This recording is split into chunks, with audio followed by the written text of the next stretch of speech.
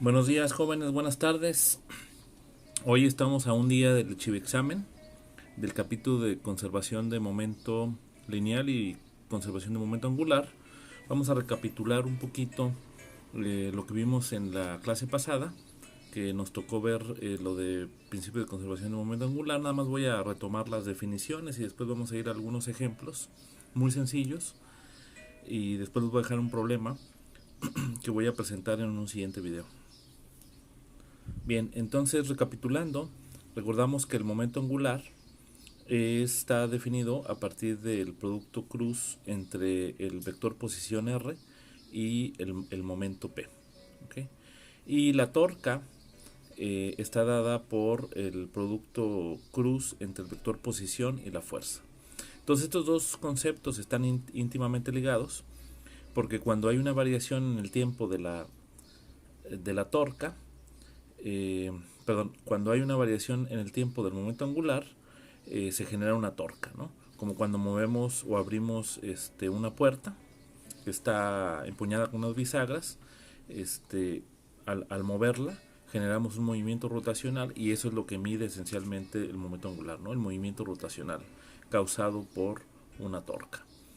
Bien, entonces esto está expresado en esta segunda ley de Newton rotacional y uno de los resultados importantes que vimos la vez pasada es justamente que cuando tenemos que la fuerza que está actuando sobre el cuerpo es una fuerza central, entonces la fuerza central no produce torca, ¿no? Como demostramos aquí en este ejemplo, y eso implica, de acuerdo con esta ecuación, que el momento angular es una cantidad conservada. Bien, otro resultado importante que lo voy a retomar en este teorema es justamente que cuando ya tenemos el caso de un sistema de muchos cuerpos, muchas partículas, en este caso n partículas, que interactúan entre sí a través de una interacción de fuerza central, entonces la interacción interna solamente es central y tiene esta forma, por lo tanto, porque es una fuerza central. Es, digamos, la interacción entre la partícula yésima y la jésima. El resultado de este teorema es que la torca total interna del sistema pues resulta ser cero. Entonces este es un resultado importante.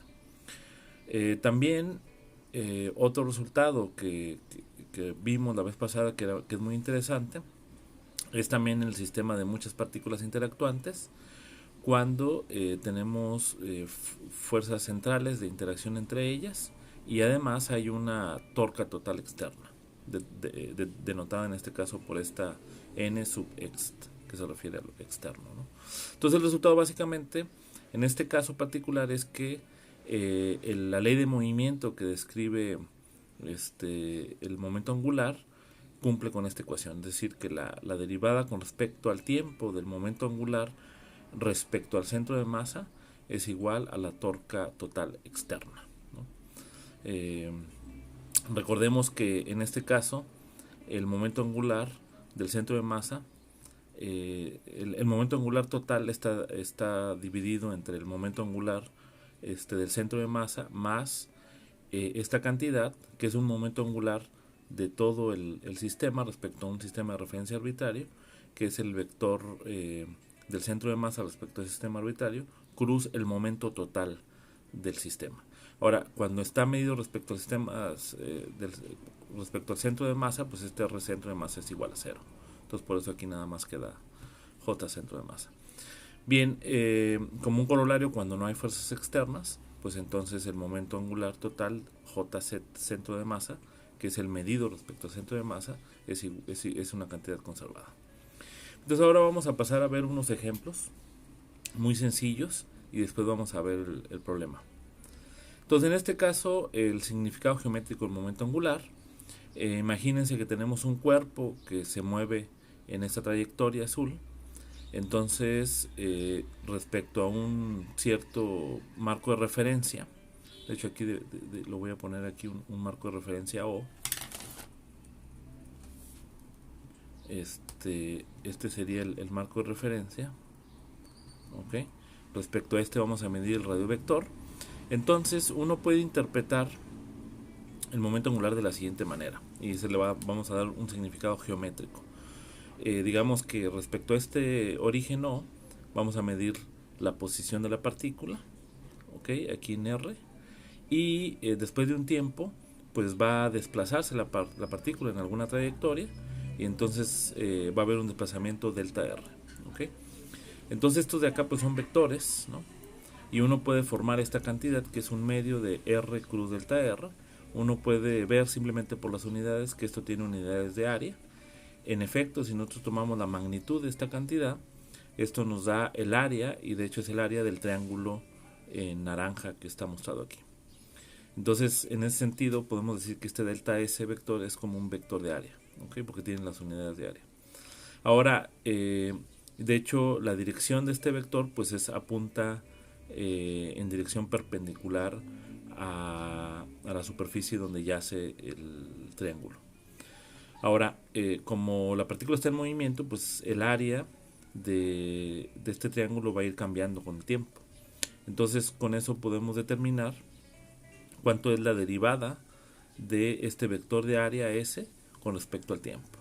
Entonces, cuando calculamos esta cantidad, por esta expresión tenemos que esto debe ser igual a un medio del vector posición producto cruz con el vector velocidad, ¿no? Porque aquí los cambios de la posición con respecto a los cambios en el tiempo, pues nos va a dar el vector velocidad. Ahora simplemente con una redefinición podemos expresarlo en términos del momento lineal, y esto nos conduce justamente a la definición del momento angular. Entonces quiere decir que el cambio de área con respecto al tiempo es exactamente igual al momento angular dividido por 2 veces la masa de la partícula. Entonces, la interpretación es que el momento angular se puede interpretar como el área que está barriendo respecto al marco de referencia la partícula cuando se va moviendo en su trayectoria. Entonces, simplemente es esto, ¿no? El comentario es que lo anterior muestra que el momento angular está relacionado con la razón de cambio de área. Y esto tiene implicaciones, por ejemplo, la segunda ley de Kepler se puede deducir de este hecho, y esto es la primera consecuencia del principio de conservación del momento angular en cuanto a la ley de gravitación universal. En este caso, lo que tenemos es que justamente pues cuando tenemos una fuerza central, acuérdense que el momento angular es constante. Entonces aquí si consideramos el Sol,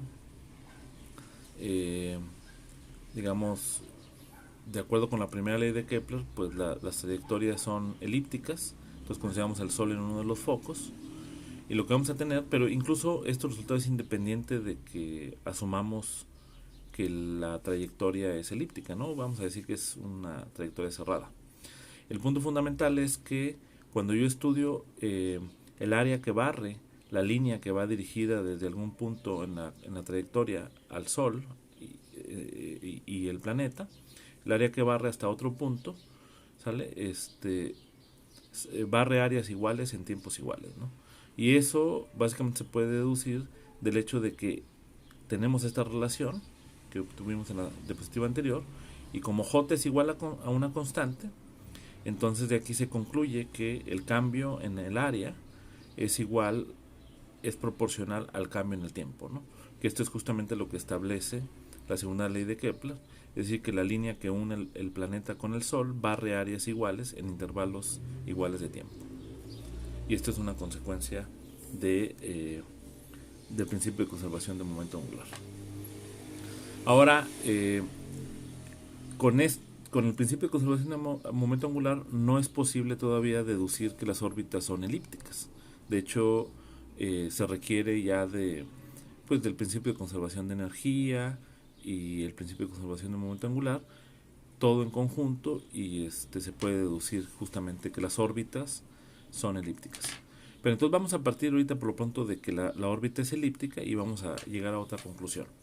Básicamente, si hacemos eso, pues entonces aquí tenemos al Sol en uno de los focos, y esta línea negra correspondería con el semieje mayor. Ahora, R2 representa la distancia del Sol hasta el punto más largo, y R1 la distancia del Sol hasta el punto más cercano al Sol. ¿Okay? Entonces, usando el principio de conservación del momento angular, debemos tener que R y la velocidad deben yacer en el mismo plano, porque justamente R cruz B, digamos, si este es R, el vector velocidad pues sería un vector perpendicular o tangente a la trayectoria, en este caso perpendicular, pero no siempre es perpendicular. Por ejemplo, en este punto, si yo dibujo aquí una trayectoria, aquí el vector velocidad es tangente a la trayectoria, pero no es perpendicular al vector posición, solamente en estos puntos extremos. Entonces, pero el punto es de que si yo calculo el producto cruz entre el vector posición y la velocidad, eso es proporcional al momento angular, como hemos visto, y eso significa que como es una fuerza central, entonces el momento angular es conservado, y eso significa que el momento angular debe estar siempre apuntando en la misma dirección. De otra manera variaría en el tiempo. Entonces, si apunta siempre en la misma dirección, eso significa que el vector posición y la velocidad yacen en el mismo plano. ¿Okay? Entonces, como las trayectorias son cerradas, pues ya por lo menos sabemos que las trayectorias deben ser planas. Entonces, ahora, también otra consecuencia, bueno, si se conserva el momento angular, pues la magnitud también se conserva, y en general vamos a tener esta relación R cruz B seno de teta R, donde teta sería el ángulo que hace el vector posición con la velocidad.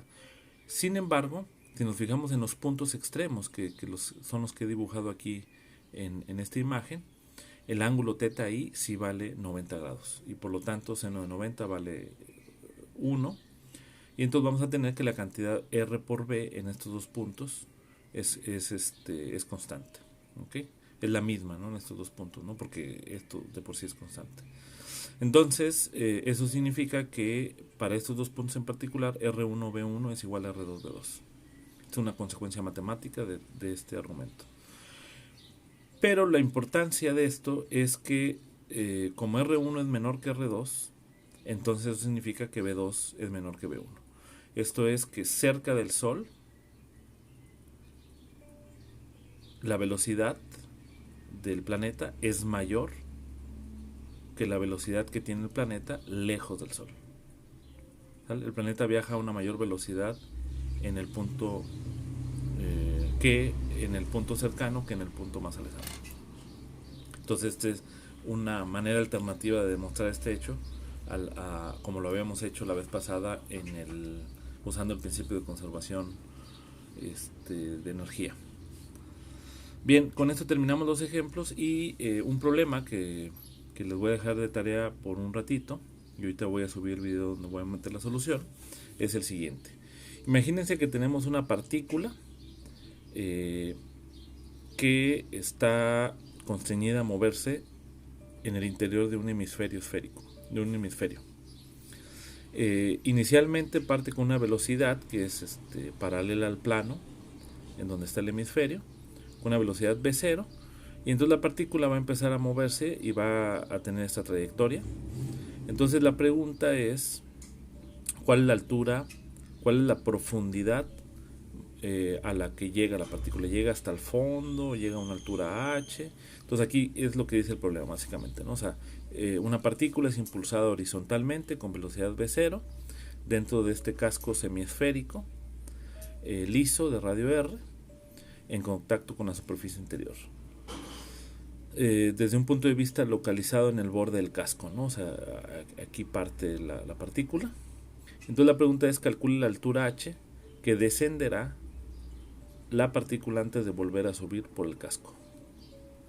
Entonces con esto les dejo este problemita y al ratito voy a subir el video con su solución.